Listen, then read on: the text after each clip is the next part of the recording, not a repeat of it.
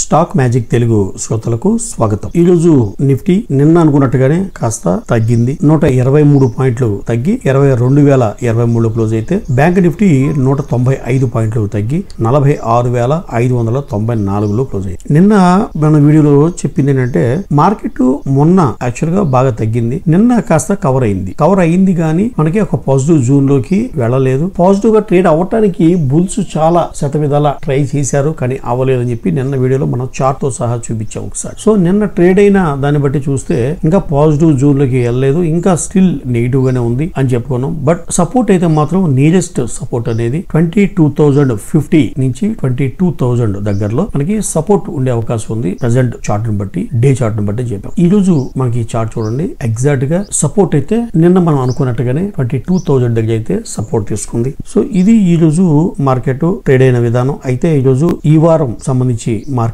Close అయింది. ఈ వారం మొత్తంగా చూసుకున్నట్టయితే చాలా బిగ్గెస్ట్ లాస్ వీక్ గా చెప్పుకోవచ్చు గత 5 నెలలుగా చూసినట్టయితే. ఎందుకంటే ఈ వారంలోనే మనకి టాటా స్టీల్, ఎన్టీపీసీ దాదాపుగా 10% దాకా తగ్గిపోయినాయి. ఇక coal India, power grid, ONGC, SBI, Tata Motors లాంటి షేర్లు అయితే 7 to 9% తగ్గినాయి ఈ వారంలో. ఇక ఈ రోజు నిఫ్టీ 50లో 11 స్టాక్స్ పాజిటివ్ గా క్లోజ్ అయితే 39 స్టాక్స్ నెగిటివ్ గా క్లోజ్ అయినాయి. ఇక టాప్ గెయినర్స్ గా UPL, Bharti Airtel, HDFC Life, Bajaj Finance, Adani Ports ఉంటే టాప్ లూజర్స్ గా Mahindra and Mahindra, BPCL, Coal India, Tata Motors, Hero MotoCorp ఉన్నాయి.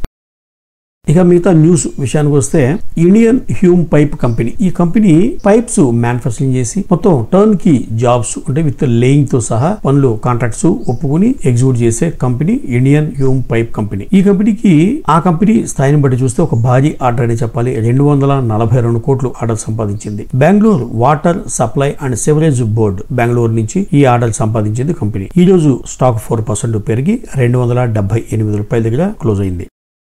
ఇక ఆయిల్ మార్కెటింగ్ కంపెనీస్ అన్ని ఈ రోజు భారీగా నష్టపోయినాయి. ఎందుకంటే రీసెంట్ గా సెంట్రల్ గవర్నమెంట్ గ్యాస్ మీద 100 రూపీస్ తగ్గించిన విషయం అందరికీ తెలిసిందే. అయితే ఈ రోజు నుంచి 2 రూపాయలు ప్రతి లీటర్ కి డీజిల్ అండ్ పెట్రోల్ కి రేట్లు తగ్గింపుతో మొత్తం ఈ ఆయిల్ మార్కెటింగ్ కంపెనీస్ వాటికి ఈ రేటు తగ్గింపుతో మార్జిన్స్ మీద బాగా ప్రెషర్ పడే అవకాశం ఉన్నది. కాబట్టి కంపెనీ యొక్క షేర్లన్నీ కూడా ఇండియన్ ఆయిల్ కార్పొరేషన్ అయితే దాదాపు 10% తగ్గిపోయింది. ఇక భారత్ పెట్రోలియం 7% తగ్గిపోతే హిందుస్థాన్ పెట్రోలియం 10% తగ్గిపోయింది. ఇక భారత్ పెట్రోల్ కార్పొరేషన్ 584 రూపాయలుగా ఉంది. ఇండియన్ ఆయిల్ కార్పొరేషన్ 161 రూపాయలుగా ఉంది. హిందుస్థాన్ పెట్రోలియం 468 క్లోజ్ అయింది. సో ఇవన్నీ కూడా దాదాపు 7 to 10% ఈ రోజు పడిపోయినాయి. కేవలం ఈ పెట్రోల్, డీజిల్ రేట్లు తగ్గింపు వల్ల ఈ కంపెనీకి రాబోయే రోజుల్లో ప్రాఫిట్ మార్జిన్స్ మీద ఎఫెక్ట్ పడే అవకాశం ఉందని చెప్పి అనలిస్టులు భావిస్తున్నారు. శక్తి పంప్స్ కి 93 కోట్ల విలువైన ఆర్డర్ సంపాదించింది. చూస్తానికి మనకి ఈ మధ్య కాలంలో చాలా కంపెనీలకి 1000 కోట్లు, 2000 కోట్లు, 5000 కోట్లు మాటలు మనం వింటున్నాం. దాంతో కంపేర్ చేసుకుంటే 93 కోట్లు ఇది పెద్ద భారీ ఆర్డర్ ఉంది అనిపించవచ్చు. కానీ ఆ కంపెనీకి ఆ మోటార్స్ డివిజన్ లో సోలార్ మోటార్స్ అనేది రీసెంట్ గా తయారు చేసింది శక్తి పంప్స్. అంతేకాకుండా ఈ మధ్య కంపెనీ చాలా పేటెంట్ హక్కుల్ని సంపాదిస్తూ ఉంది. ఈ సోలార్ సంబంధించి మన పిండి గిన్ని సోలార్ ది ఈ మధ్య దానికి పేటెంట్ హక్కులు తీసుకుంది. సో చాలా పేటెంట్ హక్కులు సంపాదిస్తూ ఓ పక్కన ఈ మోటార్ సంబంధించిన ఆర్డర్స్ ని భారీగా కైవసం చేసుకుంటుంది శక్తి పంప్స్. ప్రస్తుతం మహారాష్ట్ర ఎనర్జీ డిపార్ట్మెంట్ నుంచి 3,500 సోలార్ వాటర్ పంప్స్ ని మ్యానుఫ్యాక్చరింగ్ చేసి, సప్లై చేసి, ఇన్స్టలేషన్ చేసే విధంగా ఆర్డర్ సంపాదించింది. 93 కోట్ల విలువైన ఆర్డర్. ఈ రోజు కంపెనీ అప్పర్ సెక్యూరిటీ టచ్ చేసింది. 5% అప్పర్ సెక్యూరిటీ టచ్ చేసి 1,280 రూపాయల్లో క్లోజ్ అయింది శక్తి పంప్స్ ఇండియా లిమిటెడ్.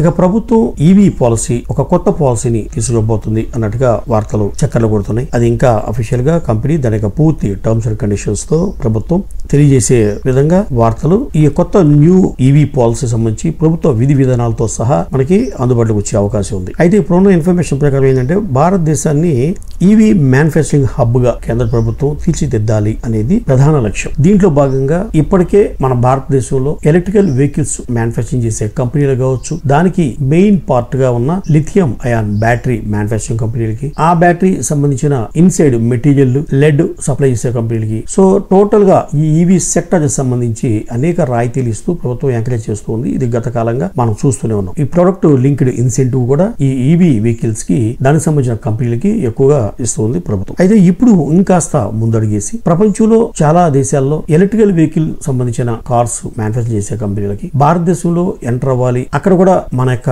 సత్తా చూపించాలి అని ఆశపడుతున్న కంపెనీలకి ఇది ఒక అవకాశంగా చెప్పుకోవచ్చు. అట్ ది సేమ్ టైం ఇండియాలో ఎలక్ట్రికల్ వెహికల్ టోటల్ గా ప్రపంచంలోనే ఇది ఒక మ్యానుఫ్యాక్చరింగ్ హబ్ అనే విధంగా తీర్చిదిద్దాలనేది ప్రభుత్వ ఆలోచన. ఇక టెస్లా లాంటి కంపెనీలు ఎప్పటి నుంచో భారతదేశంలోకి రావాలని ఊవిర్లుతున్నాయి. ఇలా ఇండియాలో కార్యకలాపాలు జరపడానికి మ్యానుఫ్యాక్చరింగ్ చేయడానికి ఇంట్రెస్ట్ ఉండే కంపెనీల నుంచి ఒక్కొక్క కంపెనీ నుంచి 4,000 కోట్ల పైగానే ఫండ్స్ మొబిలైజ్ అయ్యే విధంగా ప్లాన్ చేయాలి ఈ యొక్క ఈవీ పాలసీ అని ప్రభుత్వం ఆలోచిస్తోంది. ఈ ప్రస్తుతం ఎంకరేజ్మెంట్ గా ఎలక్ట్రికల్ వెహికల్స్ ని విదేశాల నుంచి ఇంపోర్ట్ చేసుకునే వెహికల్స్ కి ఈ కాస్ట్, ఇన్సూరెన్స్, ఫ్రైట్ CIF మీద ఒక అన్ని క్లబ్ చేస్తే ఒక 29 lakhs ఉంటే 15% కస్టమ్ డ్యూటీ విధించాలి అనే విధంగా ప్లాన్ చేస్తుంది. అంతేకాకుండా ఈ కంపెనీలు రాబోయే 3 సంవత్సరాల్లో ఇండియాలో ఖచ్చితంగా మ్యానుఫ్యాక్చరింగ్ స్టార్ట్ చేయాలి అనే నిబంధన కూడా పెట్టబోతుంది కేంద్ర ప్రభుత్వం. సో ఈ విధంగా మన భారతదేశానికి ఇబ్బంది లేకుండా విదేశాల నుంచి లేటెస్ట్ టెక్నాలజీని మన భారతదేశానికి ప్రజలకి అందుబాటులోకి తీసుకురావాలనే ఉద్దేశంతో ఈ కొత్త ఈవీ పాలసీని డిజైన్ చేయబోతుంది కేంద్ర ప్రభుత్వం.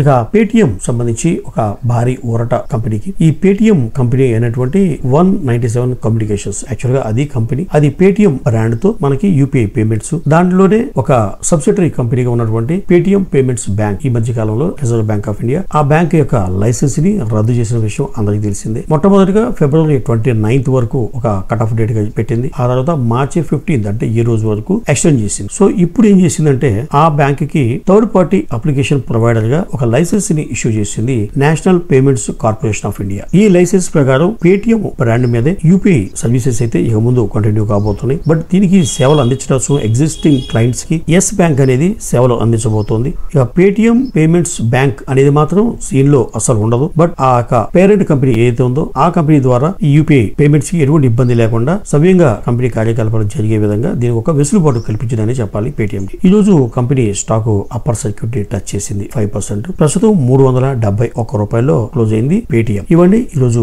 వార్తలోని ముఖ్యాంశాలు. మరో ఇంట్రెస్టింగ్ వీడియోతో మళ్ళీ కలుద్దాం. అంతవరకు